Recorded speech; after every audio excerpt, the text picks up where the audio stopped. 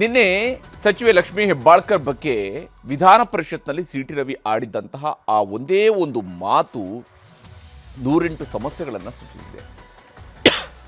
ಎರಡೂ ಕಡೆ ಕೂಡ ದೂರು ಪ್ರತಿದೂರು ದಾಖಲಾಗಿದೆ. 3 ಕೋರ್ಟ್ಗಳಿಗೂ ಕೂಡ ಅಲೆದಾಡಬೇಕಾಯಿತು. 4 ಪೊಲೀಸ್ ಠಾಣೆಗಳನ್ನು ರಾತ್ರಿ ಇಡೀ ರವಿ ಸುತ್ತಬೇಕಾಯಿತು. ಕೊನೆಗೆ ಸಿಟಿ ರವಿಯವರಿಗೆ ಕರುಣೆ ತೋರಿಸಿದ್ದು ರಾಜ್ಯದ ಹೈಕೋರ್ಟ್. 24 ಗಂಟೆಗಳ ಹೈಡ್ರಾಮಾಕ್ಕೆ ಹೈಕೋರ್ಟ್ ಬ್ರೇಕ್ ಹಾಕಿದ್ದು ಇಡೀ ದಿನ ಏನೇನಾಯಿತು ಅನ್ನೋದನ್ನ ನಿಮಗೆ ತೋರಿಸ್ತೀನಿ.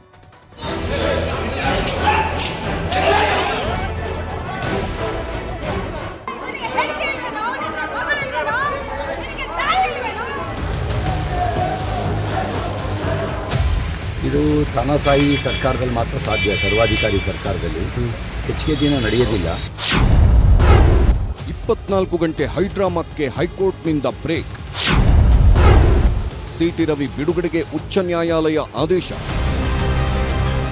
ಮಹಿಳಾ ಮತ್ತು ಮಕ್ಕಳ ಕಲ್ಯಾಣ ಸಚಿವೆಯನ್ನ ಅಶ್ಲೀಲವಾಗಿ ನಿಂದಿಸಿದ್ದ ಕೇಸ್ನಲ್ಲಿ ಸಿಟಿ ರವಿ ಬಿಡುಗಡೆಯಾಗಿದ್ದಾರೆ. ಬಂಧನವಾದ 24 ಗಂಟೆಗಳಲ್ಲೇ ಸಿಟಿ ರವಿ ರಿಲೀಸ್ ಆಗಿದ್ದಾರೆ. ಸಿಟಿ ರವಿ ಎಲ್ಲಿದ್ದಾರೋ ಅಲ್ಲೇ ಅವರನ್ನ ರಿಲೀಸ್ ಮಾಡಬೇಕು ಅಂತ ಹೈಕೋರ್ಟ್ ಪೊಲೀಸರಿಗೆ ಖಡಕ್ ಆದೇಶ ತಲುಪಿಸುತ್ತಿದ್ದಂತೆ ಸಿಟಿ ರವಿ ಅವರನ್ನ ಹಾವೇರಿ ಬಳಿ ಪೊಲೀಸರು ಬಿಡುಗಡೆ ಮಾಡಿದ್ರು.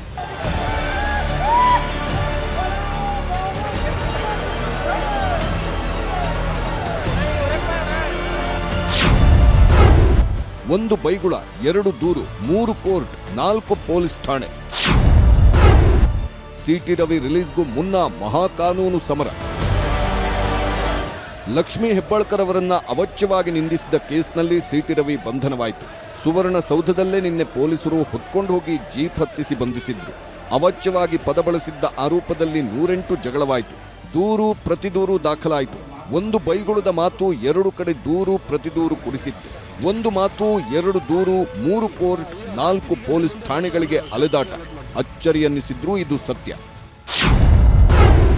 ಸಿಟಿ ರವಿ ಮೇಲೆ ಮೊದಲು ಎಫ್ಐಆರ್ ಆಗಿದ್ದು ಹಿರೇಬಾಗೇವಾಡಿ ಠಾಣೆಯಲ್ಲಿ. ಹಾಗಾಗಿ ಹಿರೇಬಾಗೇವಾಡಿ ಪೊಲೀಸರು ಸಿಟಿ ರವಿಯನ್ನ ಬಂಧಿಸಿದ್ರು. ಆದರೆ ಭದ್ರತಾ ದೃಷ್ಟಿಯಿಂದ ಸಿಟಿ ರವಿ ಅವರನ್ನ ಖಾನಾಪುರ ಪೊಲೀಸ್ ಠಾಣೆಯ ದರ್ಶನ ಮಾಡಿಸಿ ಅಲ್ಲೇ ವಿಚಾರಣೆ ಮಾಡಿದ್ರು. ಮಧ್ಯರಾತ್ರಿ ಬೆಂಗಳೂರಿಗೆ ಶಿಫ್ಟ್ ಮಾಡ್ತೀವಿ ಅಂತ ಹೇಳಿ 3 ಜಿಲ್ಲೆಗಳನ್ನೆಲ್ಲ ಸುತ್ತಾಡಿಸಿ ಬೆಳಗಾವಿಯ ಅಂಕಲಗಿ ಠಾಣೆಯಲ್ಲಿ ಮುಂಜಾನೆವರೆಗೂ ಇರಿಸಿದ್ರು. ಕೊನೆಗೆ ದಾವಣಗೆರೆ ಪೊಲೀಸ್ ಠಾಣೆ ವ್ಯಾಪ್ತಿಯಲ್ಲಿ ಸಿಟಿ ರವಿ ಬಿಡುಗಡೆ ಪ್ರಕ್ರಿಯೆ ನಡೆಯಿತು. ಅಷ್ಟೇ ಅಲ್ಲ, ಬೆಳಗಾವಿ 5ನೇ ಹೆಚ್ಚುವರಿ ಜೆಎಂಎಫ್ಸಿ ಕೋರ್ಟ್ಗೆ ಮೊದಲು ಸಿಟಿ ರವಿ ಅವರನ್ನ ಹಾಜರುಪಡಿಸಿದ್ರು. ಬೆಂಗಳೂರು ಜನಪ್ರತಿನಿಧಿಗಳ ಕೋರ್ಟ್ಗೆ ಪ್ರಕರಣ ವರ್ಗಾವಣೆಯಾಯಿತು. ಇದರ ಮಧ್ಯೆನೇ ಎಫ್ಐಆರ್ ರದ್ದು ಕೋರಿ ಸಿಟಿ ರವಿ ಪರ ವಕೀಲರು ಹೈಕೋರ್ಟ್ಗೆ ಅರ್ಜಿ ಹಾಕಿದ್ರು.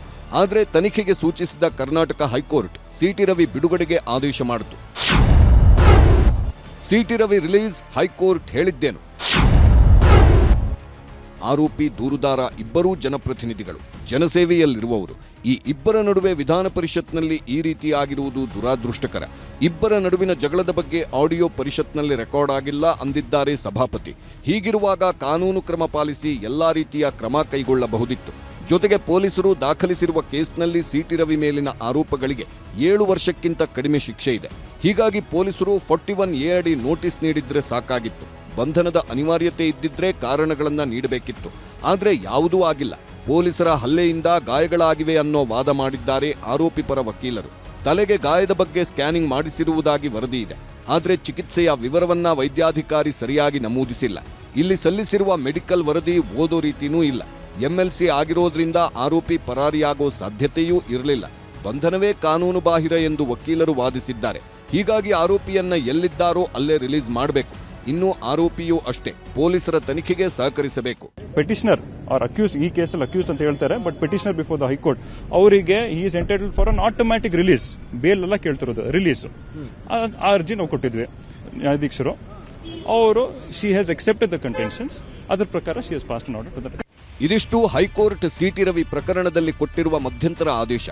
ಹೈಕೋರ್ಟ್ ಆದೇಶ ಆಗ್ತಿದ್ದಂತೆ ಸಿಟಿ ರವಿ ರಿಲೀಸ್ ಆದ್ರು. ದಾವಣಗೆರೆ ಸರ್ಕಿಟ್ ಹೌಸ್ಗೆ ಪೊಲೀಸರು ಕರ್ಕೊಂಡು ಬಂದು ಸ್ಥಳೀಯ ಪೊಲೀಸರು ಕಾನೂನು ಪ್ರಕ್ರಿಯೆ ಮುಗಿಸಿ ಬಿಡುಗಡೆ ಮಾಡಿದ್ರು.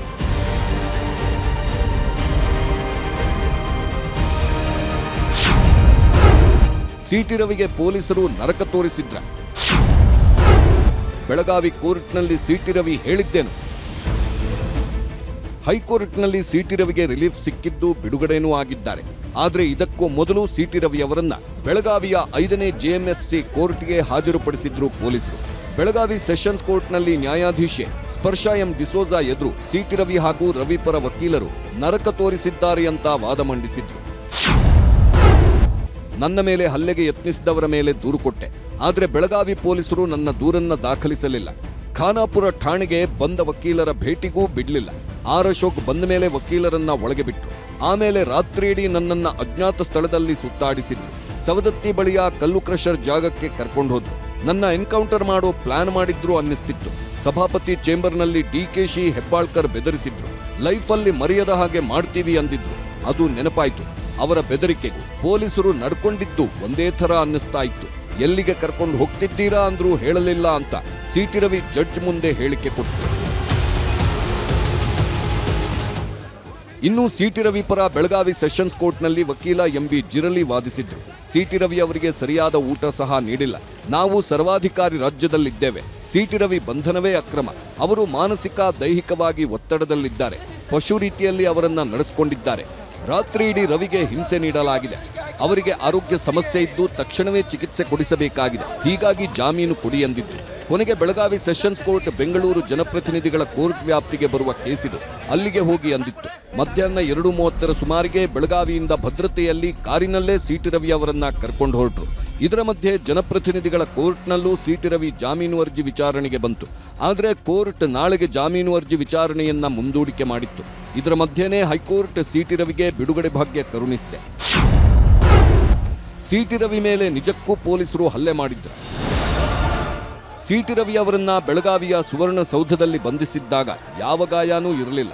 ಆದರೆ ಖಾನಾಪುರ ಠಾಣೆಯಲ್ಲಿ ಸಿಟಿ ರವಿ ತಲೆಗೆ ಗಾಯವಾಗಿತ್ತು.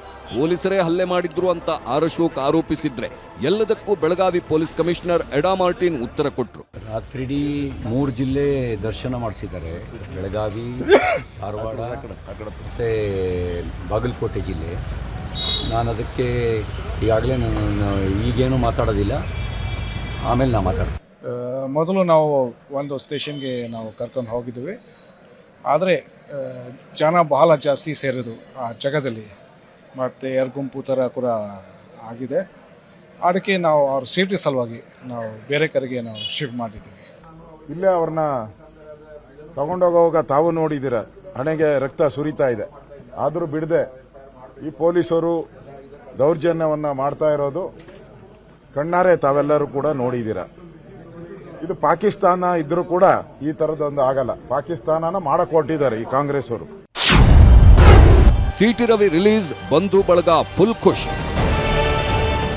ಸಿಟಿ ರವಿ ಬಿಡುಗಡೆಗೆ ಹೈಕೋರ್ಟ್ ಆದೇಶ ಮಾಡುತ್ತಿದ್ದಂತೆ ರಿಲೀಸ್ ಆದ್ರು. ವಿಷಯ ಕೇಳಿ ಸಿಟಿ ರವಿ ಕುಟುಂಬದವರು, ಆಪ್ತರು, ಬಿಜೆಪಿ ಕಾರ್ಯಕರ್ತರು ಪಟಾಕಿ ಸಿಡಿಸಿ ಸಂಭ್ರಮಿಸಿದ್ರು. ಸಿಟಿ ರವಿ ಮಗ ಸಮರ್ಥ ಸೂರ್ಯರಂತೂ ಕುಣಿದು ಕುಪ್ಪಳಿಸಿದ್ರು. ತುಂಬ ಖುಷಿ ಆಯಿತು ನಮಗೆ ಕೋರ್ಟ್ ಆರ್ಡರ್ ಬಂದು.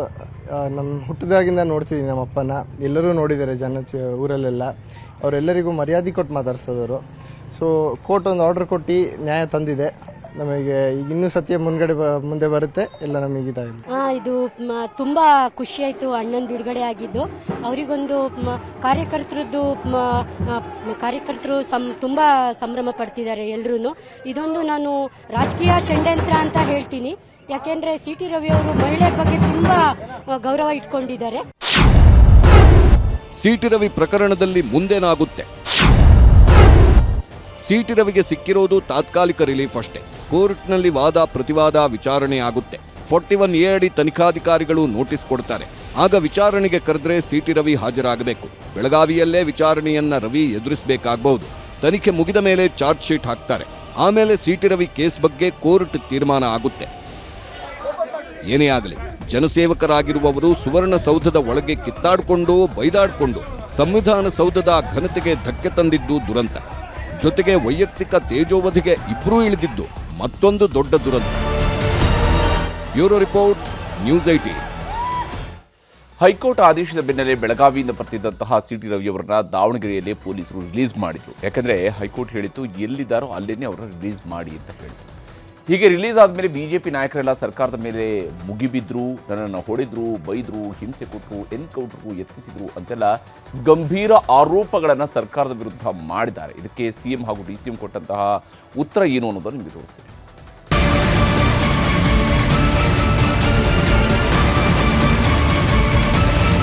24 ಗಂಟೆಗಳ ಕಾಲ ಪೊಲೀಸರ ಕಪಿಮುಷ್ಟಿಯಲ್ಲಿದ್ದ ಸಿಟಿ ರವಿ ರಿಲೀಸ್ ಆಗಿದ್ದಾರೆ.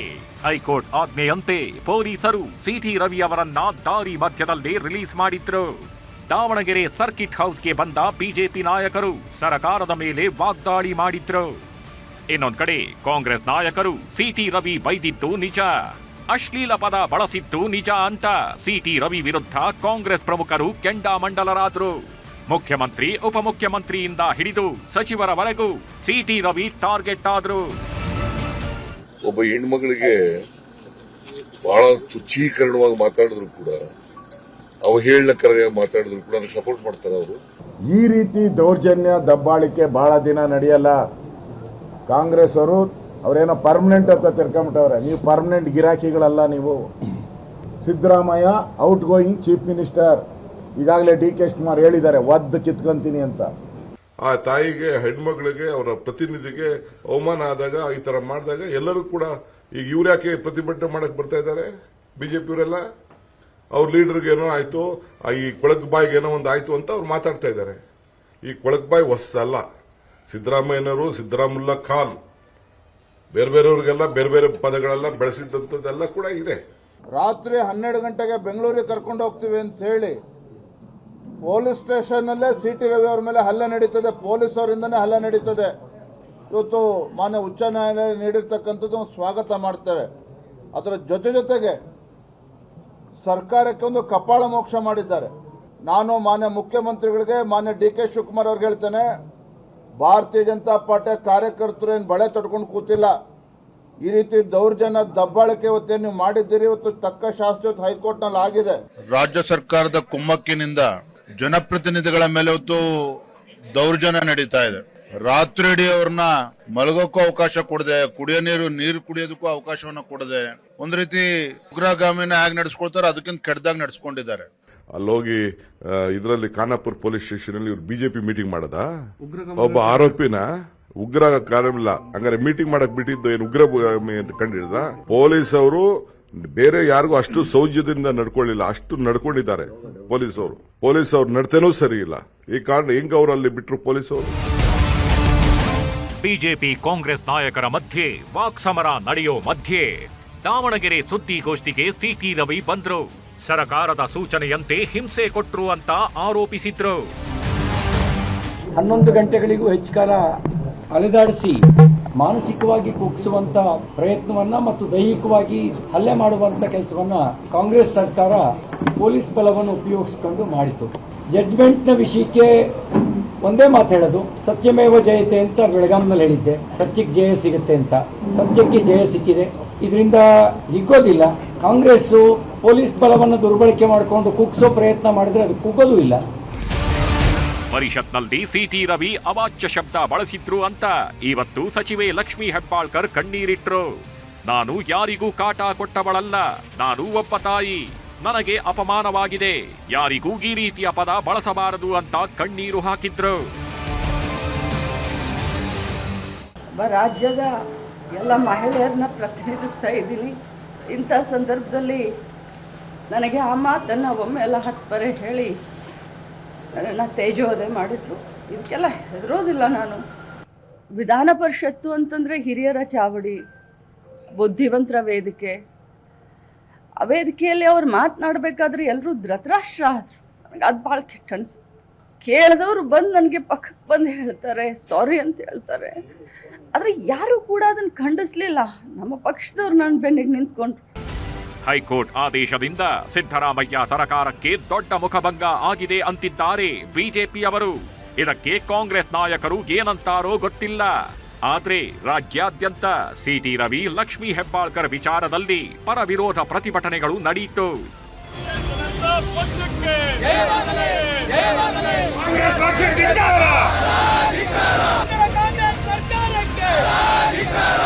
ಚಿಕ್ಕಮಗಳೂರಲ್ಲಿ ಪ್ರತಿಭಟನೆ ವೇಳೆ ಕಾಂಗ್ರೆಸ್ ಬಿಜೆಪಿಯವರು ಮುಖಾಮುಖಿಯಾದ್ರು. ಕೈ ಮಿಲಾಯಿಸಿ ಗಲಾಟೆ ಮಾಡಿಕೊಂಡ್ರು. ಆಗ ಪೊಲೀಸರು ಲಾಠಿ ರುಚಿ ತೋರಿಸಬೇಕಾಯ್ತು.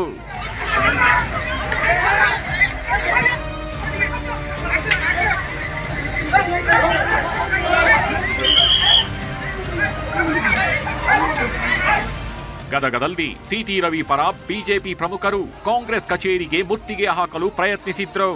ದಾವಣಗೆರೆಯಲ್ಲಿ ಹಿಂದೂ ವಿರೋಧಿ ಗೂಂಡಾ ಕಾಂಗ್ರೆಸ್ ಸರ್ಕಾರ ಅಂತ ಘೋಷಣೆ ಕೂಗಿ ಆಕ್ರೋಶ ವ್ಯಕ್ತಪಡಿಸಿದ್ರು. ಯಾದಗಿರಿಯ ಸುಭಾಷ್ ವೃತ್ತದಲ್ಲಿ ಪ್ರತಿಭಟನೆ ನಡೆಸಿದ ಬಿಜೆಪಿ ಕಾರ್ಯಕರ್ತರು ಟೈರ್ಗೆ ಬೆಂಕಿ ಹಚ್ಚಿ ಆಕ್ರೋಶ ವ್ಯಕ್ತಪಡಿಸಿದ್ರು.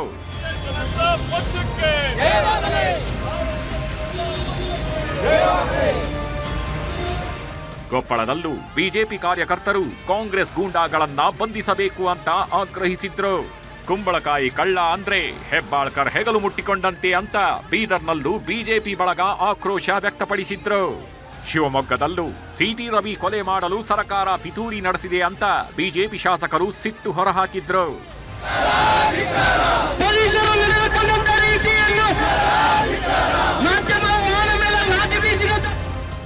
ಮೈಸೂರಲ್ಲೂ ಸಿಟಿ ರವಿ ಪರ ಹಾಗೂ ವಿರುದ್ಧ ಪ್ರತಿಭಟನೆ ನಡೆಯಿತು.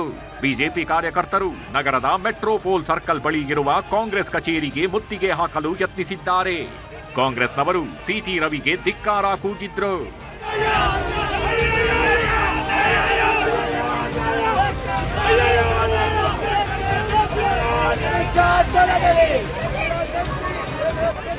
ಬೆಂಗಳೂರಲ್ಲೂ ಕಾಂಗ್ರೆಸ್ ಪ್ರಮುಖರು ಸಿಟಿ ರವಿ ವಿರುದ್ಧ ಪಂಜಿನ ಮೆರವಣಿಗೆ ನಡೆಸಿ ಆಕ್ರೋಶ ಹೊರಹಾಕಿದ್ರು.